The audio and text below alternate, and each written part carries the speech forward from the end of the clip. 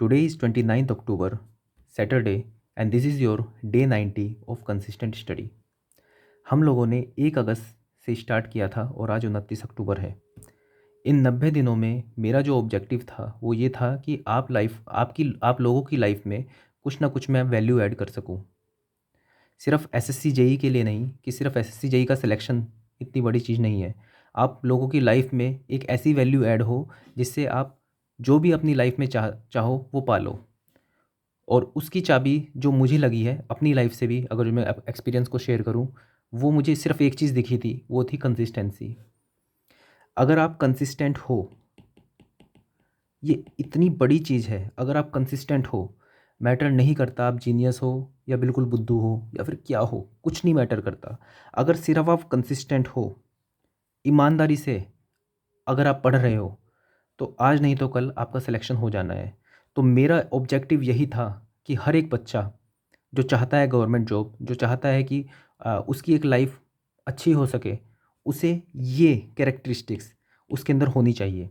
और इन 90 दिनों के अंदर, वैसे 21 दिन के अंदर कोई आदत लग जाती है ऐसा बोलते हैं, लेकिन मैंने सोचा कि 90 दिन तक चलते हैं इसको लेके। मैंने 90 दिन तक आप लोगों के अंदर बस ये सिर्फ एक आदत डालने की कोशिश की, कंसिस्टेंसी।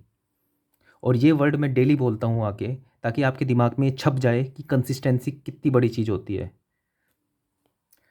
तो इन 90 दिनों में मैं आप लोगों के साथ कंसिस्टेंट रहा और मेरी कोशिश यही रही कि आप लोगों के अंदर एक वैल्यू ऐड हो आपकी लाइफ के अंदर। अब वो वैल्यू ऐड हुई है कि नहीं हुई है वो आप लोगों को पता है, वो आप लोग बता सकते हो। लेकिन मेरी पूरी इंटेंशन यही थी, हर एक वीडियो की यही इंटेंशन थी कि आप लोगों की लाइफ में कुछ ना कुछ ऐड कर सकूं। और जितने भी मेरे वीडियोस होते हैं, जितनी भी मेरे व्यूज़ होते हैं, सब बिल्कुल एक्सपीरियंस बेस होते हैं।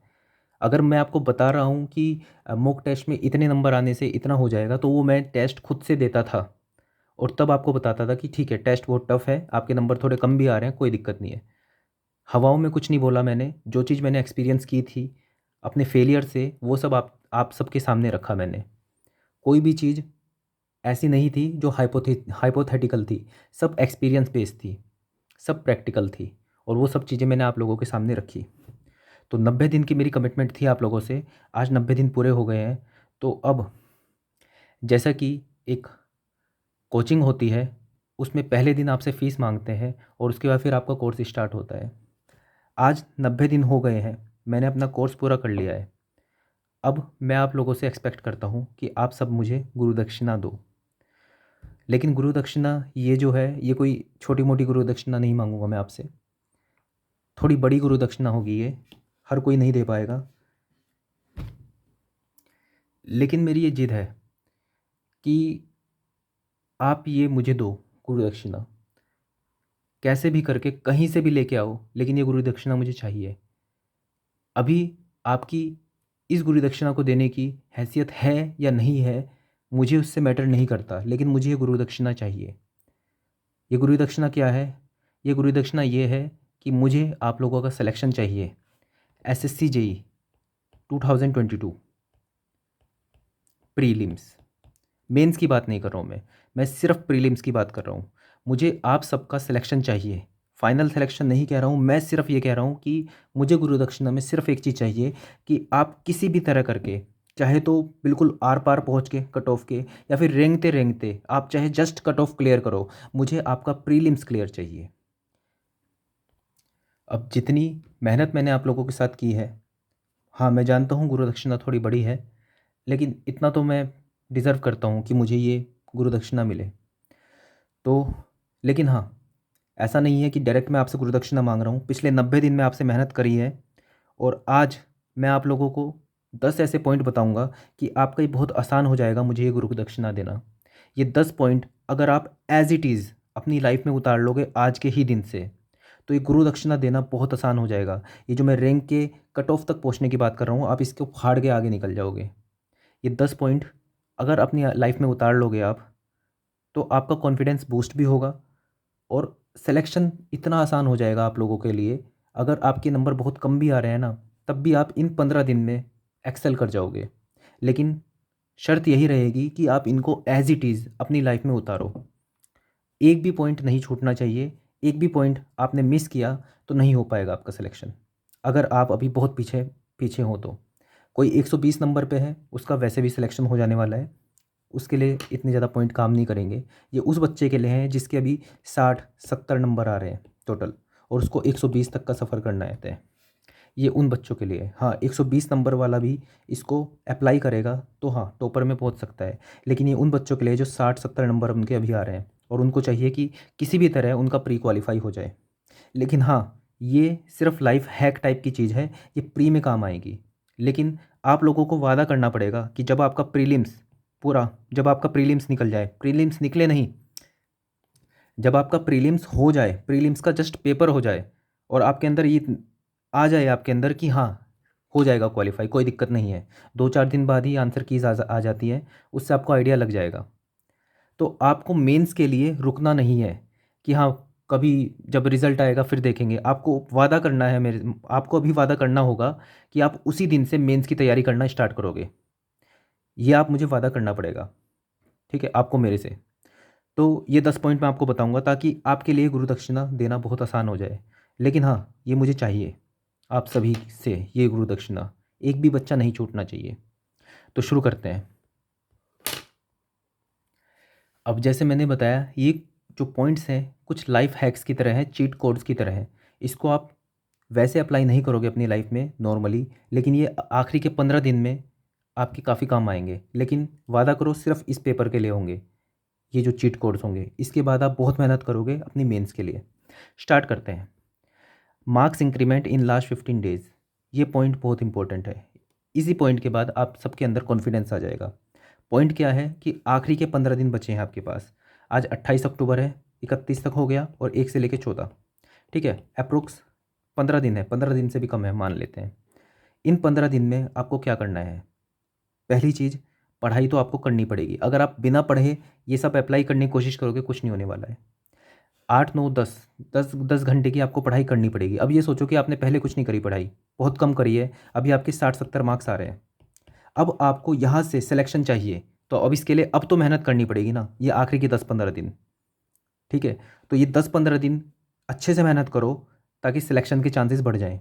जिसके 90 नंबर आ रहे हैं उसका तो इससे सिलेक्शन हो ही जाएगा, लेकिन 60-70 वालों का भी चांसेस है अगर इसको अच्छे से अप्लाई करते हैं। चलो स्टार्ट करते हैं।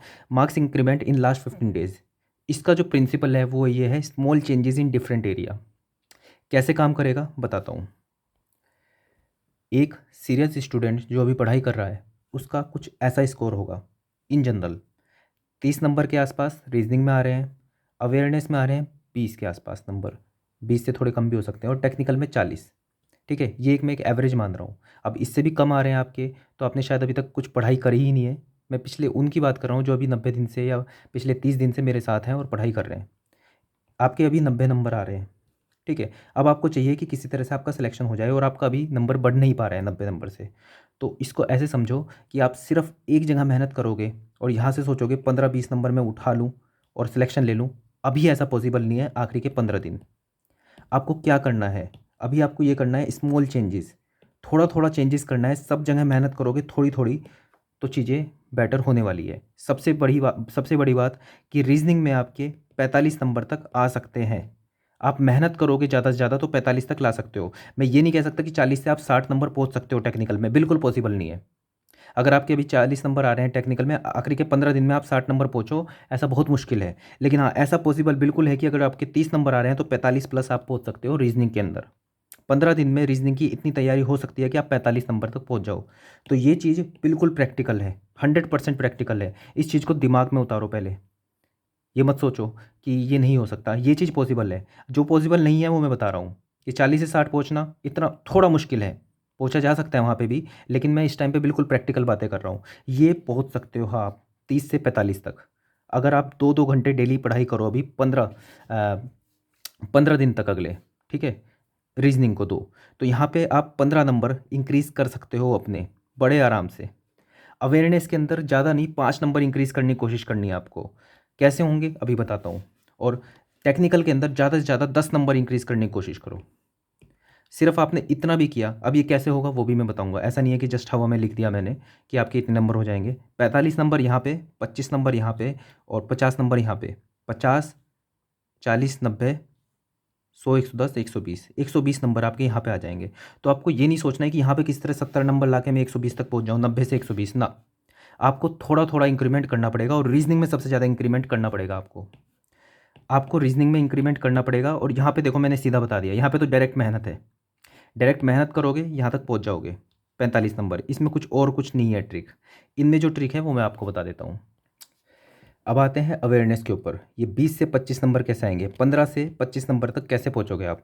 15 नंबर अभी आपके आने चाहिए, मतलब आपने पीछे से तैयारी करते हुए आ रहे हो, तब आप 15 पे पहुँचोगे। अब 15 से 25 तक कैसे जाना है ये मैं आपको बताता हूँ। अब इसके लिए आपको दिमाग में एक चीज़ बैठानी पड़ेगी कि आपको हर एक क्वेश्चन नहीं आना चाहिए। ये बात बिल्कुल सत्य है, आपको हर एक क्वेश्चन जीके का नहीं आ सकता। आपको क्या आना चाहिए वो समझो। आपका जो कंपटीशन है वो अपने साथ के बच्चे के साथ है। आपका कंपटीशन इसके साथ नहीं है कि क्वेश्चन पेपर में कितना टफ क्वेश्चन आ रहा है। ये बात आप सब जानते हो, आज इस चीज़ को दिमाग में बैठा लो। ठीक है, आप जीके का कुछ भी पढ़ते रहते हो, उससे थोड़ा बाहर आओ। ठीक है, अब जीके के अंदर आपको इस अप्रोच को देखना है कि जो जो क्वेश्चन हर एक बच्चे को आता है वो आपको आना चाहिए। अगर आपने सिर्फ इतना भी कर लिया तो आपके एवरेज नंबर आ रहे हैं। अगर हर बच्चे को नहीं आता, आपको भी आता है, तो मतलब आपके एवरेज से ज़्यादा नंबर आ रहे हैं। अभी आपको एवरेज से ज़्यादा पे नहीं जाना है, अभी हम सिर्फ 120 नंबर की बात कर रहे हैं सिविल के लिए। और यही चीज़ इलेक्ट्रिकल मैकेनिकल के लिए भी अप्लीकेबल होगी, क्योंकि उनके थोड़ी कट ऑफ ज़्यादा जाती है, तो उनको थोड़ा ऊपर सोचना पड़ेगा। तो आपको सिर्फ इतना सोचना है, बिल्कुल लोड नहीं लेना है, सिर्फ इतना सोचना है कि हर बच्चे को जो आता है ना वो आपको आना चाहिए। अब ये सोचो कि हर एक बच्चे को क्या आता है। हर एक बच्चे को सिर्फ इतना आता है जो PYQ में पूछा गया है। अगर वो PYQ में पूछा गया है तो वो हर बच्चे को आता है, क्योंकि वो हर जगह पे अवेलेबल है। ठीक है, अब इससे ज़्यादा आना आपको ज़रूरी नहीं है। आपको अगर जो एवरेज नंबर चाहिए, 25 के 30 नंबर एवरेज होते हैं, लेकिन आपको 25 में बोल रहा हूँ। अगर आपको 25 नंबर चाहिए तो अगर आप PYQ से भी देख लोगे, PYQ में क्या क्या पूछा गया है, तब भी आपके नंबर आ जाएंगे। ठीक है, आपको इतना नहीं जूझना है कि आपको हर एक चीज़ पता होनी चाहिए। अब आपको क्या पता होना चाहिए, मैंने आपको टॉपिक्स बता चुका हूँ।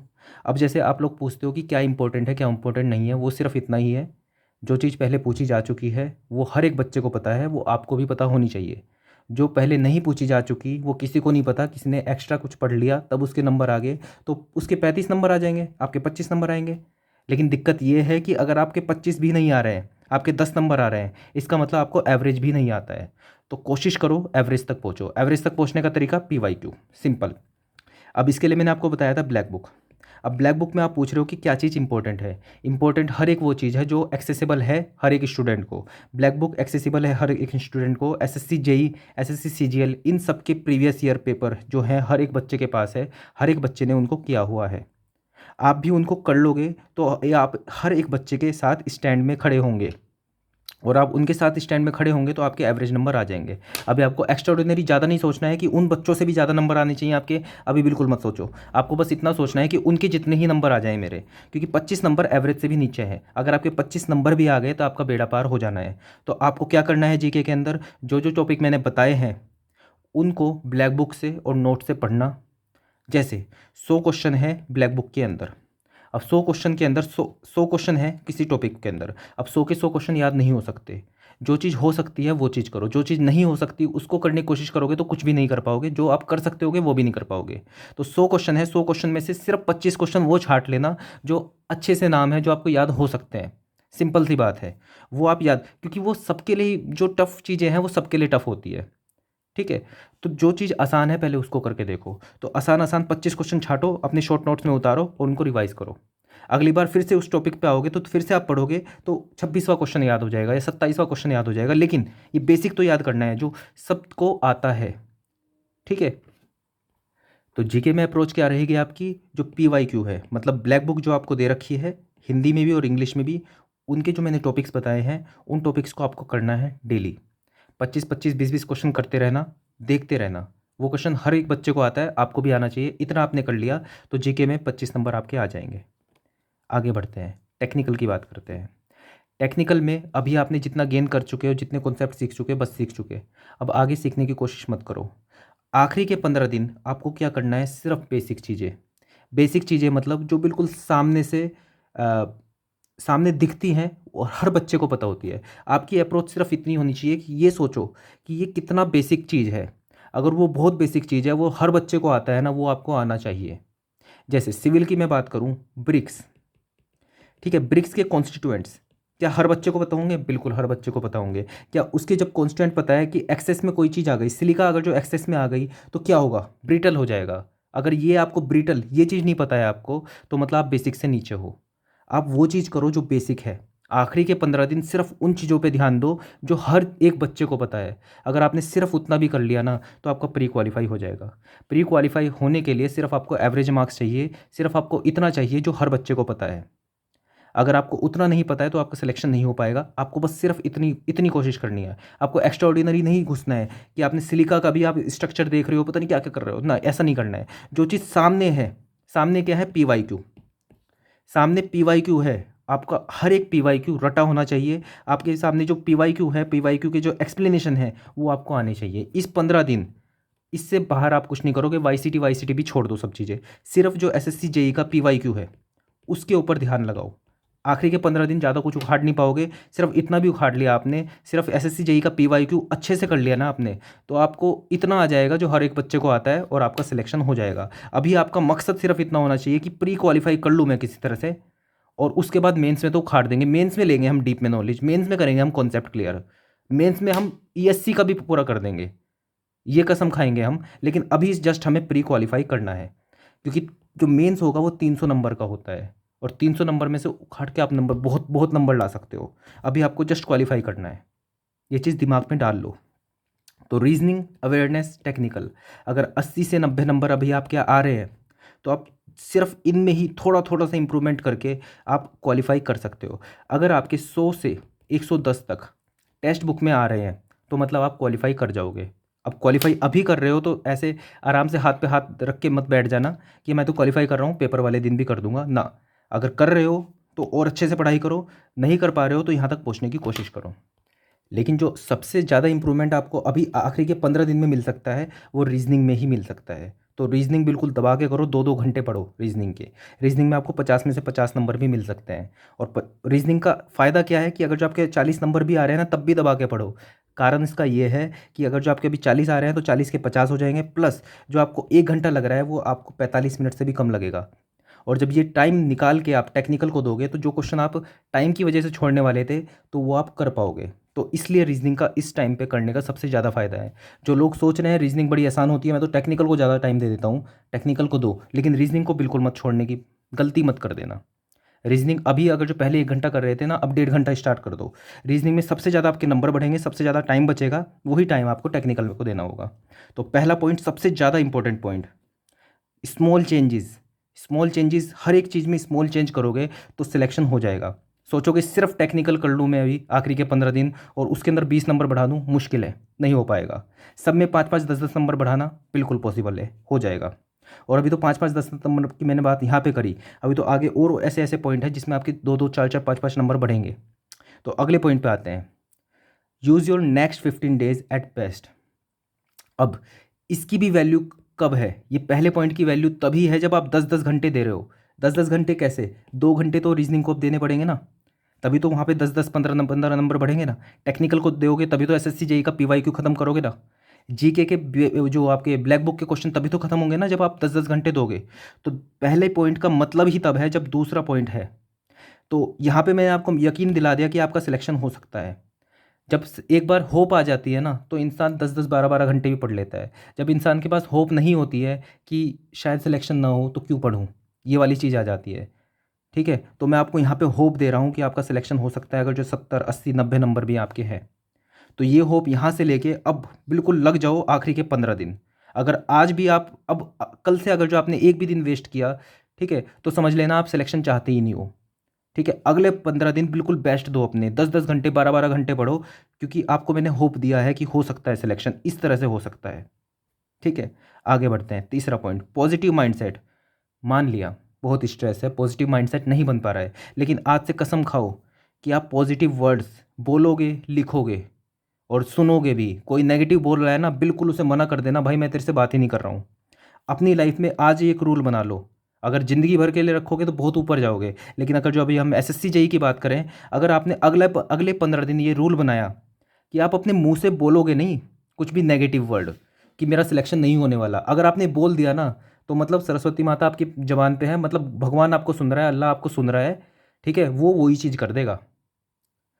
आपको क्या करना है, पॉजिटिव माइंडसेट बाद में बनेगा, पहले पॉजिटिव वर्ड्स आएंगे। तो आपको अगले 15 दिन ये कसम खाओ कि आपको एक भी नेगेटिव वर्ड अपने मुंह से नहीं निकालना है। इसकी बहुत बड़ी इंपॉर्टेंस है, यहीं से आएगा कॉन्फिडेंस। जब अपने मुंह से बोलते हो ना अपने लिए बुरा, तो वहाँ पे अपने आप डिग्निटी आपके नीचे चली जाती है, अपने आप सेल्फ कॉन्फिडेंस नीचे गिर जाता है। तो उसके बाद सिलेक्शन नहीं हो पाता, जब कॉन्फिडेंस ही डाउन होगा, जो चीज़ आती है वो भी नहीं कर पाओगे। अगर पॉजिटिव वर्ड्स के साथ रहोगे, पॉजिटिव वर्ड्स बोलोगे ना, तो रिसोर्सेज कितनी भी कम हो, इतना बड़ा रिजल्ट निकाल सकते हो। हम इंडियंस हैं, रिसोर्सेज बहुत कम थी तब भी बहुत कुछ कर दिया, ठीक है। तो पॉजिटिव वर्ड्स का यूज़ करो, नेगेटिव वर्ड्स बिल्कुल ख़त्म कर दो अपने भी मन से, बिल्कुल भी।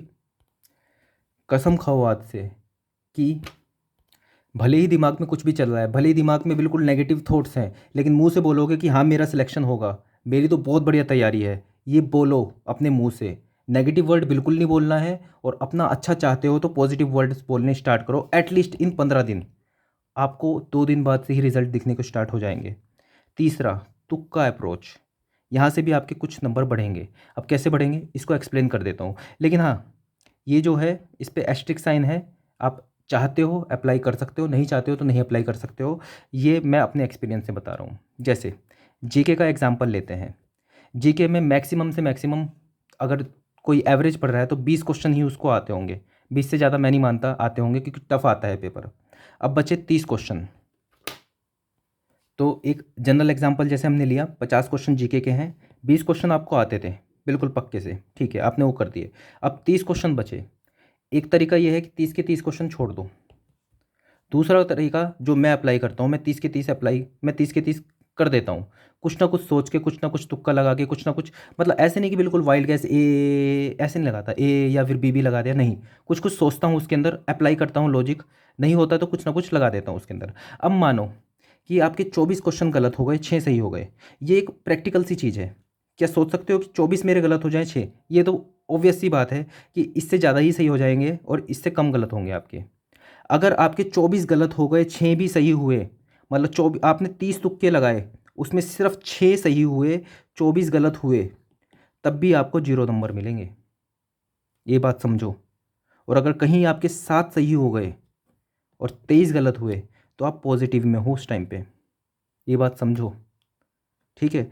और जिनको ये लग रहा है कि क्या कहते हैं नॉर्मलाइजेशन होगा, नॉर्मलाइजेशन तब होता है जब क्या कहते हैं बराबर बराबर होते हैं नंबर। जैसे एक बच्चे के मान लो 50 नंबर हैं, दूसरे बच्चे के भी 50 है, ठीक है। एक ने ज़्यादा गलत किए हैं और एक ने कम गलत किए हैं, तो इसको प्रेफरेंस दी जाएगी, ओ सॉरी, जिसने कम गलत किए हैं उसको प्रेफरेंस दी जाएगी। लेकिन एक के बच्चे के 51 नंबर है, एक के 50, इसने ज़्यादा गलत किए हैं ना, तो नंबर ज़्यादा इसके ही आएंगे। बाकी नॉर्मलाइजेशन का बहुत रूल होते हैं, लेकिन इतनी भी चीज़ समझ लो कि इतना तो आप सोच पा रहे होंगे कि आप मन घड़ंत भी तुक्के लगाओगे तब भी 6 से ज़्यादा ही सही कर दोगे। कहीं आपने 10 भी सही किए, ठीक है, और आपके 20 भी गलत हुए, उस केस में 4 5 20, आपके 5 नंबर नेगेटिव के आएंगे, 10 नंबर पॉजिटिव के आएंगे, आपके टोटल 5 पॉजिटिव में आएंगे। तो मतलब जो आपके 20 नंबर आने वाले थे, अब आपके 25 नंबर आएंगे। कब? जब बिल्कुल सेफ साइड भी आप खेल रहे हो। तो देखो, मेरी तो कैलकुलेशन ये है और इसकी वजह से मुझे हमेशा ही फ़ायदा होता है। अगर आपके 2 से 3 नंबर भी यहाँ पे तुक्के की वजह से ऐड ऑन हो जाते हैं, तो आप कई बार 1 1 2 2 नंबर से भी कट ऑफ क्लियर होती है, तो यहाँ से आप नंबर उठा सकते हो। और मैं नहीं कहता आपको सीधा एग्ज़ाम में इसको ट्राई करो, आप इसको अपने मॉक टेस्ट में ट्राई करना। और आपको, हाँ, और आप पता है क्या होता है, आप क्या करते हो, आप सीधा नेगेटिव गिनते हो कि नेगेटिव मार्क्स मेरे 15 हुए, ठीक है, कि मेरे -15 हो गए, अगर जो 15 पॉजिटिव में होते तो मेरा सिलेक्शन हो जाता। आप ये भूल जाते हो कि माइनस में तो 15 गए, लेकिन जो तुक्के में आपके पॉजिटिव आए आप उसको भूल जाते हो। तो इतनी सी बात ध्यान रखो। यहाँ से देखो, 20 क्वेश्चन जो आपको आते थे वो सही हो गए, बिल्कुल मानता हूँ, लेकिन जो 30 क्वेश्चन आपको नहीं आते थे, उसमें अगर जो आपने तुक्के लगाए तो 6 तुक्के सही लगे, 24 गलत लगे, तब भी 0। अगर आपके कहीं 10 सही हो गए ना और 20 गलत हुए, जो कि है रेशो, बिल्कुल हो जाता है, तो उस केस में भी आपके 5 नंबर एक्स्ट्रा ऐड हो जाएंगे। बाकी आपके ऊपर है, आप इसको अप्लाई करना चाहते हो तो कर लेना, नहीं करना चाहोगे तो नहीं करना। मेरा एक्सपीरियंस ये है कि हमेशा पॉजिटिव ही मिलता है। आगे बढ़ते हैं। तो पहले पॉइंट से आपके नंबर बढ़ेंगे, दूसरे पॉइंट से भी आपके नंबर बढ़ेंगे क्योंकि आप तैयारी करोगे तभी तो पहला पॉइंट एप्लीकेबल होगा। तीसरे पॉइंट से भी आपके नंबर बढ़ेंगे क्योंकि कॉन्फिडेंस जब होता है ना तो अच्छे अच्छे क्वेश्चन आप सही कर देते हो, टफ टफ क्वेश्चन भी सही कर सकते हो। चौथे पॉइंट से भी आपके नंबर बढ़ेंगे जो मैंने आपको बताया, लेकिन सबके लिए एप्लीकेबल नहीं है, जो करना चाहेगा उसके लिए होगा ये। पाँचवा, मॉक टेस्ट की इम्पोर्टेंस। अब जो लोग स्टार्टिंग से इस स्ट्रेटेजी के साथ जुड़े हुए हैं उनको पता है कि मैंने पहले वीक से ही आप लोगों को मॉक टेस्ट करवाना स्टार्ट कर दिया था। बहुत लोगों ने इस पे बोला था कि हमारी तो अभी स्टार्ट ही हुई है प्रिपरेशन, आप मॉक टेस्ट देने के लिए क्यों बोल रहे हो। लेकिन इसके पीछे की वजह यही थी कि मॉक टेस्ट एक अलग से एक स्किल है। मॉक टेस्ट क्या है, एक स्किल है। किस चीज़ की स्किल है कि आपके पास जो भी रिसोर्सेज है, आपके पास ज़्यादा रिसोर्सेज है या कम रिसोर्सेज है। रिसोर्सेज का मतलब आपकी नॉलेज। आपके पास अगर कम भी रिसोर्सेज हैं, आपके पास नॉलेज भी कम है, लेकिन आप मॉक टेस्ट की आपको प्रैक्टिस है, 200 क्वेश्चन 2 घंटे में करने की प्रैक्टिस है, तो इस कम रिसोर्स से भी आप ज़्यादा नंबर ला सकते हो। और अगर आपको मॉक टेस्ट की तैयारी नहीं है, आपके पास कितनी भी नॉलेज हो जाए तब भी आप उसका बैच नहीं निकाल सकते हो। इसका सबसे बड़ा एग्जाम्पल मैं खुद हूँ। मैंने भी कुछ दिन पहले मॉक टेस्ट 10 दिया था आप लोगों के लिए, और उस मॉक टेस्ट में मेरे 132 मार्क्स आए। और मैंने देखा कि मैं रीजनिंग के क्वेश्चन पूरे अटैम्प्ट नहीं कर पाया, ठीक है, क्योंकि टाइम कम रह गया था मेरे पास, ठीक है। 34 क्वेश्चन ही मैं देख पाया, और उसके बाद भी इतने सारे क्वेश्चन ऐसे थे, करीब 5 क्वेश्चन ऐसे थे जो बिल्कुल देख के मैं आंसर बता सकता था, ठीक है। तो क्या मैंने पहला मॉक टेस्ट दिया, नॉलेज भले ही मुझे कितनी भी थी, लेकिन मैं 132 क्या 150 तक पहुंच सकता था इस नॉलेज के हिसाब से, लेकिन मैं नहीं पहुंच पाया क्योंकि मैंने मॉक टेस्ट नहीं दे रखे थे, ठीक है। तो अगर मॉक टेस्ट दोगे और आपकी रिसोर्सेज, आप 80 नंबर वाले हो, ठीक है, आप अभी 80 नंबर वाले भी हो, ठीक है, तो आपके 5-5 10-10 नंबर पहली जो स्ट्रेटेजी बताई है 1 2 3 पॉइंट से उससे बढ़ेंगे। प्लस जब आप मॉक टेस्ट देने की आदत डालोगे तो आपकी जितनी भी नॉलेज होगी उसके अकॉर्डिंग आप अच्छा परफॉर्म कर पाओगे। तो यहाँ से भी सिर्फ मॉक टेस्ट देने से भी +5 5 से 10 नंबर आपके बढ़ेंगे। आपकी सिली मिस्टेक्स कम होंगी। सिली मिस्टेक्स क्या होती है, जो आपको नॉलेज है, जो क्वेश्चन आपको अटैम्प्ट किया था आपने आपकी नॉलेज के हिसाब से, वो आपने किसी सिली मिस्टेक की वजह से, किसी गलती की वजह से, किसी लैक ऑफ अवेयरनेस की वजह से आपने गलत कर दिया। अब आप मॉक टेस्ट दोगे, ठीक है, मॉक टेस्ट दोगे तो उसी टाइम में आपको आदत पड़ जाएगी ज़्यादा ज़्यादा क्वेश्चन करने की, तो आपकी नॉलेज वाले जो क्वेश्चन है, जो सिली मिस्टेक्स हैं वो नहीं होंगी। तो मतलब 5-10 नंबर आपके यहाँ भी बढ़ेंगे। आप ऐसा देखोगे कि जब आप ये 10 के 10 पॉइंट अपनी लाइफ में उतार लोगे ना, तो अगर आप 70 नंबर के भी हो ना तब भी आप 130 तक पहुँच जाओगे। ये छोटी छोटी सी चीज़ें हैं, ये अप्लाई करोगे तो इतनी बड़ी चीज़ नहीं है एसएससी जेई का प्री क्वालिफाई करना, बहुत छोटी चीज़ है ये, अगर इन सबको आप अप्लाई कर लोगे। तो मॉक टेस्ट की इंपॉर्टेंस मैंने आपको बता दी। मॉक टेस्ट आप देते रहोगे, ठीक है, आपके कंडक्ट में कराता रहूँगा, हर मंडे को आपके मॉक टेस्ट होते हैं। अब आप एक हफ्ते में 2 मॉक टेस्ट भी देना स्टार्ट कर सकते हो, ठीक है। तो ये हो गई मॉक टेस्ट की इंपॉर्टेंस, प्रैक्टिकल एग्जाम्पल से बता दिया, अपने एग्जाम्पल से आपको बता दिया। Next, short notes technique. Short notes की अपनी इंपॉर्टेंस है, और ये ऐसा नहीं है कि अभी 15 दिन रह गए आपके और आपने अभी नहीं बनाए तो आप नहीं बना सकते। शॉर्ट नोट्स क्या है वो मैं आपको बता देता हूँ। जैसे आपने एक इतना बड़ा पेज पढ़ा, ठीक है, पूरा पेज पढ़ा, बिल्कुल समझ समझ के पेज पढ़ा, आपको लग गया 1 घंटा। 1 घंटा तो चलो नहीं लगना चाहिए, मान लो आपको 20 मिनट लग गए। अब 20 मिनट लगने के बाद जब आपने इसको समझ लिया अच्छे से, तो अपनी समझ के हिसाब से आपने इस पेज के ऊपर इसकी समरी लिख ली। अब शॉर्ट नोट्स का मतलब, शॉर्ट से आप ये मत समझ लेना कि ये छोटी ही होनी चाहिए, आप इसको बड़ी उसमें भी लिख सकते हो, लेकिन बस सिंप्लीफाइड वे में रखोगे। भले ये आधा, आपने यहाँ पे एक था और इसका आधा पेज भरा, लेकिन ये सिंप्लीफाइड वर्जन होना चाहिए। ये कॉम्प्लेक्स था, ये बुकिश लैंग्वेज थी, ये आपकी लैंग्वेज थी। भले ही ये पेज भर जाए पूरा, लेकिन ये इतना आसान होगा कि आप 2 मिनट में इसको पूरे को पढ़ने पढ़ने के बाद समझ जाओगे। तो शॉर्ट नोट मतलब शॉर्ट नहीं होता कि आपने 10 पेज का एक पेज बना दिया, नहीं, वो हुआ सिंप्लीफाइड वर्जन, कि आपने इसको सिंप्लीफाई करके अपनी लैंग्वेज में लिख दिया, ठीक है, आपने इसकी लैंग्वेज को अपनी लैंग्वेज में कन्वर्ट कर दिया और लिख लिया। और शॉर्ट नोट्स किन चीज़ के बनेंगे, जो इंपॉर्टेंट चीज़ें हैं, जो बार बार पूछी जाती हैं, जो फॉर्मूलेज इंपॉर्टेंट है उन सबको, जिनको आपको बार बार पढ़ने की ज़रूरत है। जैसे कोई फॉर्मूला है, बार बार उसका क्वेश्चन आता है, ठीक है, और आप भूलते भी हो, तो उस फॉर्मूले को लिखोगे और इसको बार बार पढ़ोगे ताकि वो फॉर्मूला याद हो जाए आपके। और सिर्फ, मैं तो कहूँगा सिर्फ फॉर्मूला नहीं, अगर जो क्वेश्चन आता है तो क्वेश्चन का डेटा भी लिख लेना और थोड़ा सॉल्व कर लेना उसको वहीं पे ही, ताकि आप बार बार देखो उसे, क्योंकि आप वो जो क्वेश्चन होगा वो खो जाएगा बहुत बड़े नोट्स में, लेकिन ये आपके पास रहेगी शॉर्ट नोट्स की कॉपी, ठीक है। इसके अंदर क्या क्या लिख सकते हो, जैसे कोई प्रीवियस ईयर क्वेश्चन देखा आपने, बार बार करते हो, बार बार भूल जाते हो उस प्रीवियस क्वेश्चन को, बार बार प्रीवियस ईयर बुक नहीं खोल पाते हो, तो शॉर्ट नोट्स में ही वो प्रीवियस ईयर क्वेश्चन जो है उसका डेटा लिख लिया, ठीक है, क्या सॉल्यूशन था वो लिख लिया। ठीक है, ये सब आप कर सकते हो इसके अंदर, शॉर्ट नोट्स के अंदर। और इसका ये है कि 15 दिन में भी अगर आप बनाना चाहो ना, इतनी बड़ी कॉपी आपकी भर सकती है, पूरी बड़ी कॉपी आपकी भर सकती है शॉर्ट नोट से भी। तो ये एक्सक्यूज़ मत देना कि आज तक शॉर्ट नोट नहीं बनाए तो 15 दिन में क्या करें। आज से ही बनाना स्टार्ट करो। आज आपने कुछ पढ़ा, बहुत सारी चीज़ें आपने पढ़ी, ठीक है, उनको बार बार पढ़ना पड़ेगा तभी चीज़ें याद होंगी। तो जो चीज़ पढ़ी उसको लिखोगे, जितनी सेंसेस का यूज़ करोगे, अपने हाथों का, अपनी आँखों का, अपने कानों का, ठीक है, अपनी अपने बोलने की सेंसेस का, उतना जल्दी चीज़ें याद होंगी। तो इसलिए यहाँ से पढ़ा तो सिर्फ पढ़ा नहीं, लिखना भी पड़ेगा, बोलना भी पड़ेगा, तब चीज़ें याद होंगी।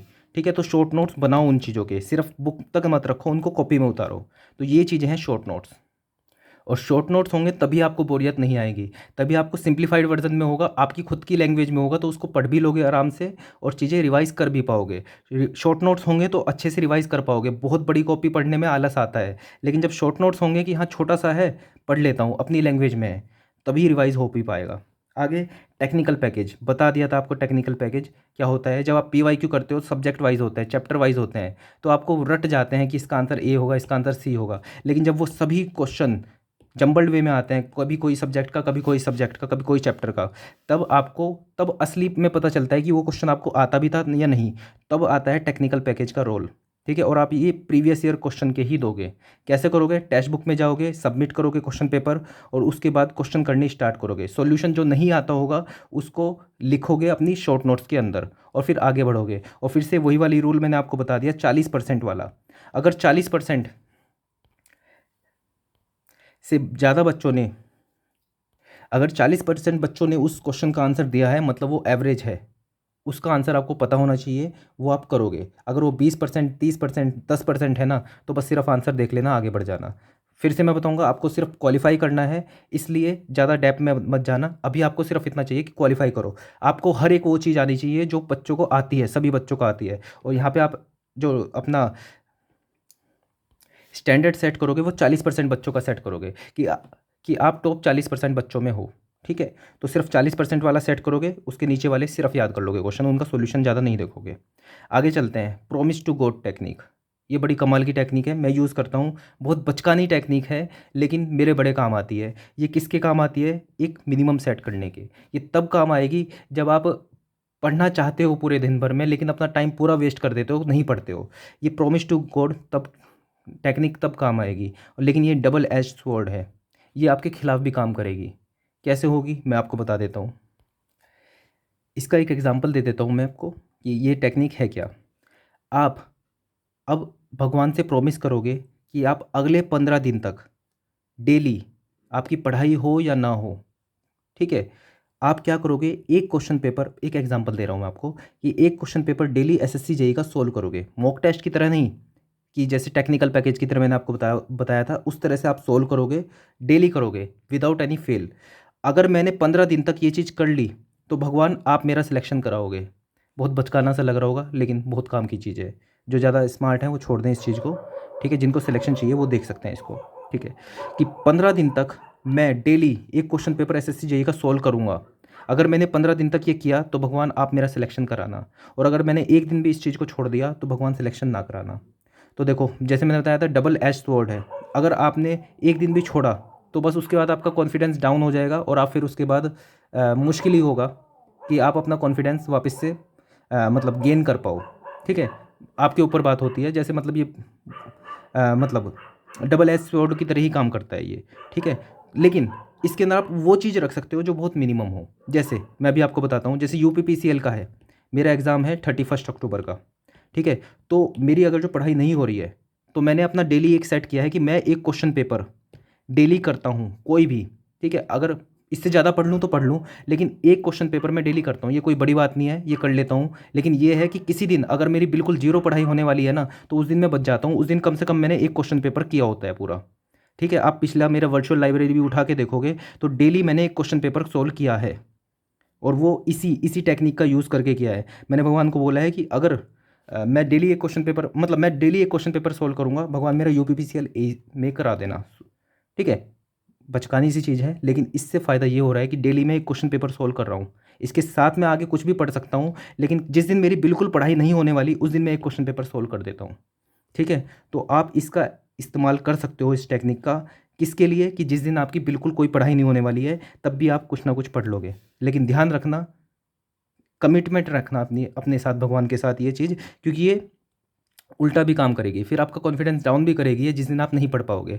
हाँ, इसके साथ अपनी एक कंडीशन लगा सकते हो कि हाँ, मैं अपनी मर्ज़ी से अपना टाइम वेस्ट नहीं करूँगा, किसी दिन इमरजेंसी आ गई तो उस दिन तो मैं वैसे भी नहीं कर पाऊँगा, ये तो आप मुझे देख रहे हो, ठीक है। लेकिन हाँ, ऐसा होगा कि जिस दिन मैं बिल्कुल फ्री हूँ, ठीक है, कोई इमरजेंसी नहीं है, उस दिन मैं नहीं कर पाया तो उस दिन आप मुझे क्या कहते हैं, पनिश कर सकते हो। लेकिन क्या कहते हैं, मैं डेली इस एक क्वेश्चन पेपर को करूँगा। आप अपनी तरफ से अपना लिमिट सेट कर सकते हैं, लेकिन हाँ, लिमिट ऐसी ही सेट करना जो आप मिनिमम डेली कर पाओ। अगर आपने सोच लिया, आप बोलो कि 10 भगवान मेरा सिलेक्शन करा दो, मैं 10 घंटे डेली, 10 घंटे डेली मैं 15 दिन तक पढ़ूंगा और मेरा सिलेक्शन हो जाए। अगर मैं एक भी दिन ना पढ़ूँ तो मेरा सिलेक्शन ना हो, तो ये बहुत बड़ी चांस है कि आप 10 घंटे ना कर पाओ, ठीक है। तो सेट उतना ही करना, चाहे 2 घंटे 3 घंटे, इतना सेट कर लेना कि आप डेली पढ़ सको। आगे बढ़ते हैं। Take care of yourself. आपकी प्रायोरिटी अभी ये होनी चाहिए अगले 15 दिन, पहले नंबर पे हेल्थ, दूसरे नंबर पे एग्ज़ाम। इसकी सबसे बड़ी वजह यह है कि अगर आपने अपनी हेल्थ ख़राब कर ली इस 15 दिन में, अगर आपने 5 दिन भी अपने ख़राब कर लिए हेल्थ की वजह से, तो आपका कॉन्फिडेंस डाउन हो जाएगा, ठीक है। अभी आपकी तबीयत ख़राब है तो उसको पहले रिकवर करो और उसके बाद अगले दिन 10 दिन आप पढ़ सकते हो। लेकिन कोशिश करो कि ऐसा कुछ ना हो। तो इसलिए अच्छे से पानी पियो, अच्छे से स्लीप लो। ऐसा नहीं है कि स्लीप 1 घंटा कम लेके, ठीक है, 7 घंटे की जगह 6 घंटे या 5 घंटे सो के आप ज़्यादा पढ़ लोगे। जो टाइम आप ज़्यादा वेस्ट करते हो वहाँ से टाइम काटो, स्लीप से छेड़खानी मत करो, ठीक है। थोड़ा बहुत प्राणायाम, थोड़ी बहुत एक्सरसाइज ये करते रहो, ताकि आप 10 घंटे की जगह 9 घंटे पढ़ लोगे, लेकिन हेल्दी रहोगे, 15 दिन तक पढ़ पाओगे। अब एक दिन 15 घंटे पढ़ रहे हो, अगले दिन आ गए 8 घंटे पे, 7 घंटे पे, उसका कोई फ़ायदा नहीं है। आपको कंसिस्टेंटली 15 दिन तक पढ़ना है। तो इसकी बहुत बड़ी इम्पोर्टेंस है, ठीक है। तो अपनी हेल्थ का ध्यान रखो। और लास्ट है बैगर टेक्निक। ये बड़ी कमाल की टेक्निक है जो मैं अभी अप्लाई कर रहा हूँ, और इसकी वजह से, सिर्फ इसकी वजह से मैंने यूट्यूब देखनी छोड़ दी है। अब ये क्या टेक्निक है मैं बता देता हूँ आपको। अब ये भी इसी चीज़ से एसोसिएटेड टेक्निक है, प्रॉमिस टू गॉड टेक्निक ही है ये, लेकिन बैगर टेक्निक है। कैसे है देखो, इसमें हम अपने एंटरटेनमेंट का ही यूज़ करके पढ़ाई करते हैं, ठीक है। वापस से वही है, प्रोमिस है भगवान के साथ कि हमें ये दिला दो तो हम ये करेंगे। इसके अंदर क्या चीज़ है कि हमने अपने आप को डिप्राइव कर दिया कि हम कोई भी एंटरटेनमेंट वाली चीज़ें नहीं देखेंगे। क्या होता है कि हम ज़्यादा एंटरटेनमेंट वाली चीज़ें देखते हैं, पढ़ाई का लेवल होता है डोपामिन का, ये हम जब एंटरटेनमेंट देखते हैं तो डोपामिन रिलीज़ होता है, पढ़ाई से नहीं होता है। सिंपल सी बात है, पढ़ाई करके किसी को मज़ा नहीं आता। अगर आप ये एंटरटेनमेंट छोड़ दोगे तो आपको यहाँ पे भी मज़ा आएगा, ठीक है। लेकिन यहाँ पे कोई लाइन आएगी तो मज़ा आएगा, ठीक है ना। तो देखो, मैंने क्या किया, मैंने यूट्यूब से एंटरटेनमेंट लेना छोड़ दिया। मैंने बोला कि मैं एंटरटेनमेंट ले लूँगा, भगवान मुझे ये दिला दो। सिंपल सी बात है, बचकानी बात, ठीक है। अब क्या हुआ, इससे फ़ायदा क्या हुआ, जब मैंने यहाँ से डोपामिन लेना छोड़ दिया यूट्यूब से, अब डोपामिन तो मुझे चाहिए, एंटरटेनमेंट तो मुझे चाहिए, ठीक है। मैं पॉलिटिक्स वाली चीज़ें बहुत देखता था, तो क्या हुआ, द हिंदू, अब मैंने यूट्यूब से एंटरटेनमेंट लेना छोड़ दिया तो अब मेरी आदत पड़ गई थी द हिंदू पढ़ने की। अब मैं द हिंदू पढ़ता हूँ एंटरटेनमेंट के लिए, वहाँ पे जो न्यूज़ होती है ना उनको बड़े मज़े से देखता हूँ। तो मैंने यूट्यूब से एंटरटेनमेंट छोड़ दिया, यूट्यूब से न्यूज़ लेना छोड़ दिया, मैंने द हिंदू पढ़ना स्टार्ट किया। फ़ायदा क्या हुआ, इंग्लिश अच्छी होनी स्टार्ट हुई, ठीक है। और मतलब यहाँ से नॉलेज भी मिलती है, करंट अफेयर सब चीज़ें होती है, ठीक है। यूट्यूब से जो एंटरटेनमेंट से डोपामिन मिलता है उससे थोड़ा कम मिलता है द हिंदू से, लेकिन मिल जाता है, इसलिए द हिंदू पढ़ना स्टार्ट कर दिया, ठीक है। और देखो क्या होता था कि मैं यूट्यूब से, बहुत सारी चीज़ें होती है, बहुत नॉलेज वाली वीडियो भी होती हैं और एंटरटेनमेंट वाली भी वीडियो होती है। एंटरटेनमेंट वीडियो वाली वीडियो का डोपामिन लेवल ज़्यादा होता है, सिक्रेशन, तो उसकी वजह से हम एंटरटेनमेंट वाली देखते हैं, नॉलेज वाली नहीं देखते। इतने सारे लेक्चर अवेलेबल है जहाँ से आप कुछ भी पढ़ना चाहो वो पढ़ सकते हो, लेकिन आप देखते हो एंटरटेनमेंट। मैंने क्या कहा, मैंने कहा मैं एंटरटेनमेंट नहीं देखूंगा, भगवान मुझे ये दिला दो। अब एंटरटेनमेंट तो फिर भी चाहिए, लेकिन वीडियो से मिलता है एंटरटेनमेंट, तो अब मैं नॉलेज वाली चीज़ें देखता हूँ। अब नॉलेज वाली में लेक्चर नहीं देख पाता, नहीं देख पाता, मैं देख लेता हूँ कंस्ट्रक्शन साइट पे क्या हो रहा है, ठीक है। तो मतलब इस तरह से मैं कुछ भी देख लेता हूँ जो पहले मैं अवॉइड करता था। हाँ, वो भी एंटरटेनमेंट वाली चीज़ें हैं, लेकिन मैं अवॉइड करता था उन्हें, लेकिन अब मुझे यूट्यूब तो देखना है, ठीक है, डोपामाइन तो सिक्रेट होना चाहिए दिमाग के अंदर, तो अब मैं वो चीज़ें देखने लगता हूँ, ठीक है, यूट्यूब में। तो अगर जो मैं अभी देख भी रहा हूँ ना चीज़ें, मैं करंट अफेयर की वीडियो देख लेता हूँ जो मैं नहीं देखता था पहले। पहले मैं कुछ और देखता था, लेकिन अब करंट अफेयर की वीडियोज़ में ही इतना डोपामाइन सिक्रेट हो जाता है कि मैं करंट अफेयर की वीडियोज़ ही देखने लगता हूँ। तो ये एप्लीकेबल करो। मतलब बैगर क्या होता है कि उसके पास कुछ नहीं होता ना, तो 1-2 रुपये भी देते हैं ना उसको, तो खुशी हो जाती है, खुश हो जाता है वो। तो ये वाली टेक्निक अप्लाई करो अगले 15 दिन। सही बता रहा हूँ कि आप एंटरटेनमेंट से भी नॉलेज ढूंढ लोगे। जो आप करंट अफेयर के लिए अलग से टाइम देते हो ना, यहाँ से निकाल लोगे। ठीक है, और आपको जो टाइम वेस्ट होता है ना एंटरटेनमेंट में, वो चीज़ आपकी चली जाएगी। सो आई होप ये 10 पॉइंट दे के मैंने अपनी गुरु दक्षिणी का इंतजाम तो शायद कर लिया हो। अगर आप सही में लिटरली बिल्कुल ईमानदारी से 10 पॉइंट अप्लाई कर लोगे अपनी लाइफ में, आपके भले ही 70-80 नंबर आ रहे हैं, एसएससी जेई प्री क्वालिफाई कर दोगे आप। तो ये थी मेरी डे 1 से डे 90 तक की कमिटमेंट। अभी भी मैं आप लोगों के साथ हूँ। ठीक है, जो भी आपको डाउट आएंगे, जो भी चीज़ें होंगी, अपने अकॉर्डिंग मैं आपकी वो क्वेरी लेता रहूँगा। वर्चुअल लाइब्रेरी चलती रहेगी, द हिंदू में अपलोड करता रहूँगा। So that's all for this video. बहुत अच्छा लगा आप लोगों के साथ इन 90 दिन। Thank you.